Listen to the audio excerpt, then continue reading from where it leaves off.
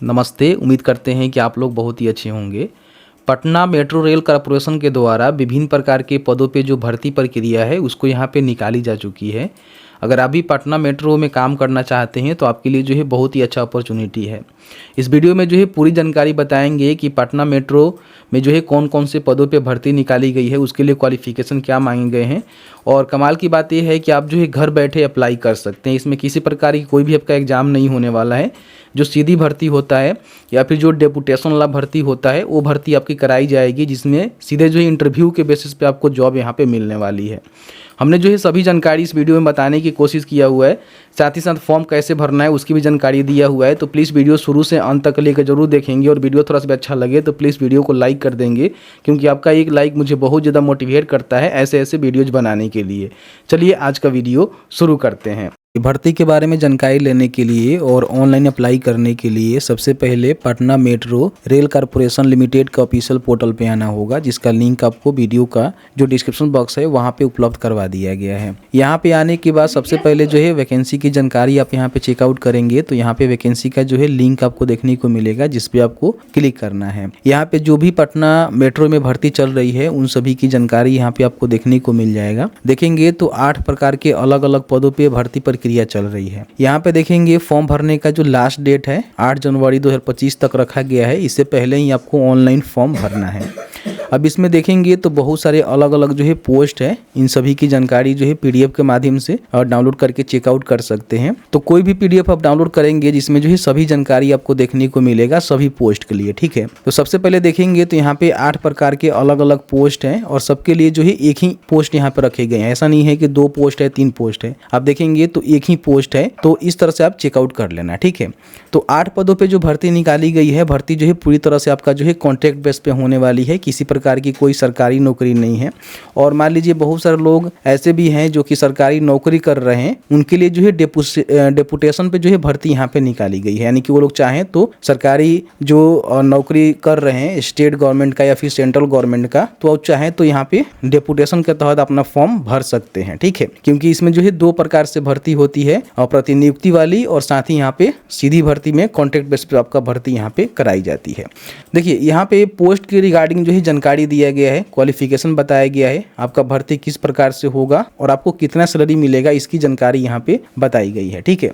सबसे पहले हम पोस्ट की बात करें तो जनरल मैनेजर का पोस्ट है, जो कि फिनांस का पोस्ट रहने वाला है। अगर मान लीजिए आप स्टेट गवर्नमेंट या फिर सेंट्रल गवर्नमेंट में, ठीक है, ऑफिसर के रूप में, अकाउंटेंट या फाइनेंस के रूप में काम कर रहे हैं, ठीक है, जो कि आपका ग्रेड पे इतना है, तो आप इसके लिए फॉर्म को भर सकते हैं डेपुटेशन के माध्यम से। वैसे आप कैंडिडेट नहीं है, मान लीजिए आप कहीं जॉब नहीं कर रहे हैं बट आपने MBA जो है किया हुआ है फिनांस से और आपके पास जो है 10 साल का अनुभव है, तो भी आप यहाँ पे फॉर्म को भर सकते हैं। अनुभव आपका जो है गवर्नमेंट में हो सकता है या फिर प्राइवेट सेक्टर में भी हो सकता है, तो फॉर्म को भरेंगे। एक ही पोस्ट है, आप इसमें डेपुटेशन से भर्ती भी हो सकते हैं, नहीं तो कॉन्ट्रैक्ट बेसिस के माध्यम से भर्ती हो सकते हैं। सैलरी जो है लाख पर मंथ बोला गया है। तो यहाँ पे देखेंगे अगर मान लीजिए डेपुटेशन से फॉर्म भरेंगे तो करेंट आपका जो भी सैलरी है उसके हिसाब से आपको सैलरी मिलेगा। और जो भी लोग कॉन्ट्रैक्ट बेस पे भर्ती होंगे उनका बोला गया है कि 80 से लेकर 1,25,000 पर मंथ इनको सैलरी यहाँ पे दी जाएगी। दूसरा पोस्ट देखेंगे तो बताया गया है कि general manager rolling stock O&M का पोस्ट आपका रहने वाला है।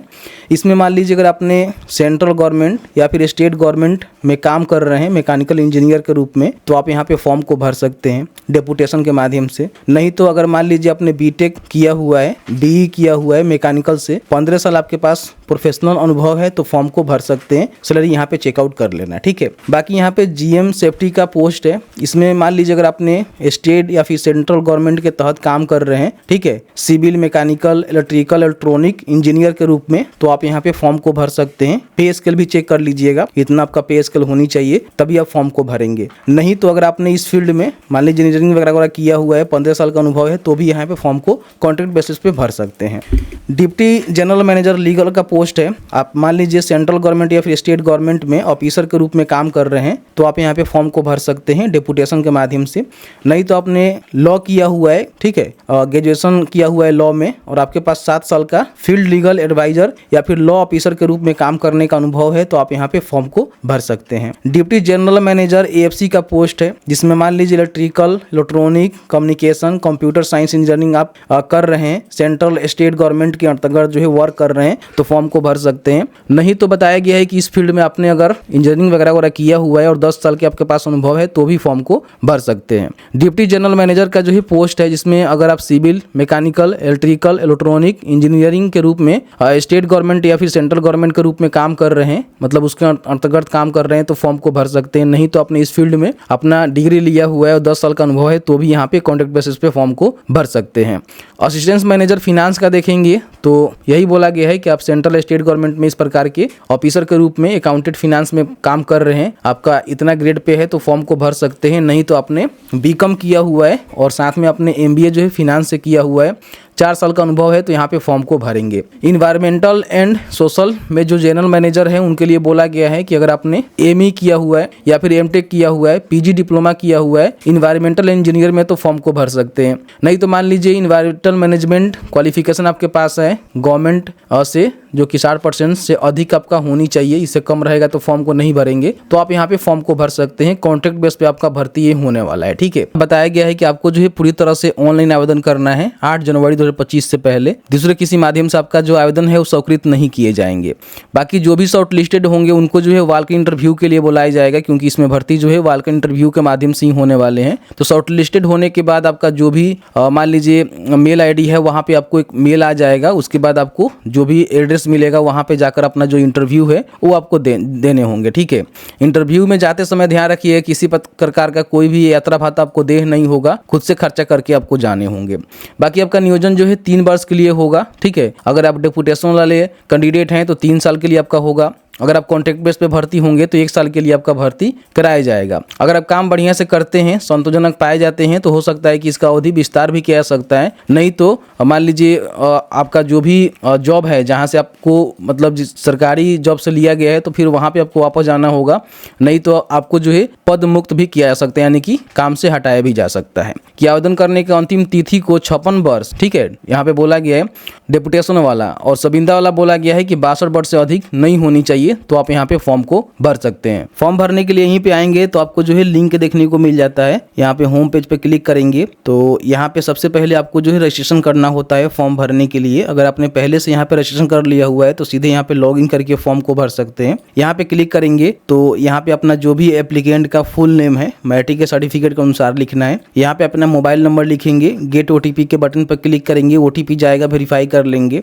यहाँ पे अपना जो है पासवर्ड डालेंगे, ठीक है, और उसी पासवर्ड को कंफर्म कर देंगे। तो यहाँ पे क्रिएट के बटन पर क्लिक करेंगे तो आपका जो अकाउंट है ना क्रिएट हो जाता है। अब यहाँ पे आपको जो है लॉगिन करना होता है, तो साइन इन के बटन पे क्लिक करेंगे। यहाँ पे जो भी आपका मोबाइल नंबर है और जो भी आपने पासवर्ड बनाया था उस पासवर्ड को डालेंगे, साइन इन के बटन पे क्लिक करेंगे तो इस तरह से लॉगिन हो जाते हैं। लॉगिन हो जाने के बाद यहाँ पे देखेंगे आपने कोई भी एप्लीकेशन फॉर्म फिलअप नहीं किया हुआ है। एप्लीकेशन फॉर्म फिलअप करने के लिए यहाँ पे क्लिक हियर का बटन मिलेगा, जिसपे आपको क्लिक करना है। यहाँ पे सबसे पहले रिक्रूटमेंट टाइप में आपको सिलेक्ट करना है कि आप जो है डेपुटेशन वाले भर्ती के लिए अप्लाई कर रहे हैं या फिर कॉन्ट्रैक्ट बेसिस पे भर्ती के लिए अप्लाई कर रहे हैं। तो जो भी आपका कंडीशन होगा वो आप यहाँ पे बताएंगे। फिर यहाँ पे कौन से पोस्ट के लिए अप्लाई कर रहे हैं उसकी जानकारी आप यहाँ पे सिलेक्ट कर सकते हैं। तो जो भी पोस्ट के लिए आपको अप्लाई करना है उसका सिलेक्शन करना है, ठीक है। यहाँ पे देखेंगे अगर आप डेपुटेशन वाला फॉर्म भरेंगे यहाँ पे, ठीक है, तो आपको बताना होगा कि प्रेजेंट में आपने जो है कौन से डिपार्टमेंट में आप काम कर रहे हैं, ठीक है। इन बातों को ध्यान रखिएगा। अगर आप कॉन्ट्रैक्टर बेस पे हैं तो यहाँ पे उसको नहीं बताना होगा, डिसेबल हो जाता है। फिर यहाँ पे कैंडिडेट का जो है नेम आप लिखेंगे, उनके फादर हस्बैंड का नेम लिखेंगे,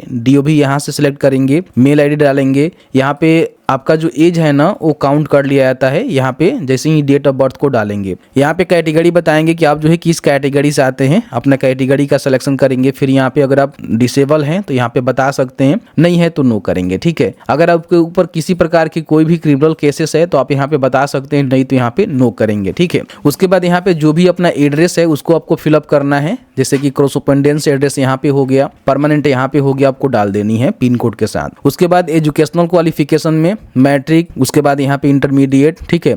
उसके बाद आपने ग्रेजुएशन में जो भी किया हुआ है BCA, BBA, BTech, B, मतलब जिस भी पोस्ट के लिए अप्लाई कर रहे हैं उसके हिसाब से आपको जानकारी यहाँ पे भरनी होगी, ठीक है। और भी कोई क्वालिफिकेशन आपके पास है तो ऐड मोर के बटन पर क्लिक करके ऐड कर लीजिएगा। उसका जो भी बोर्ड यूनिवर्सिटी है, सब्जेक्ट ब्रांच, डिसिप्लिन है, ईयर है, ठीक है, परसेंटेज है, वो बताएंगे। और जो भी उनका प्रमाण पत्र होता है उसको यहाँ पे आपको अपलोड भी करना पड़ेगा स्कैन करके, ठीक है।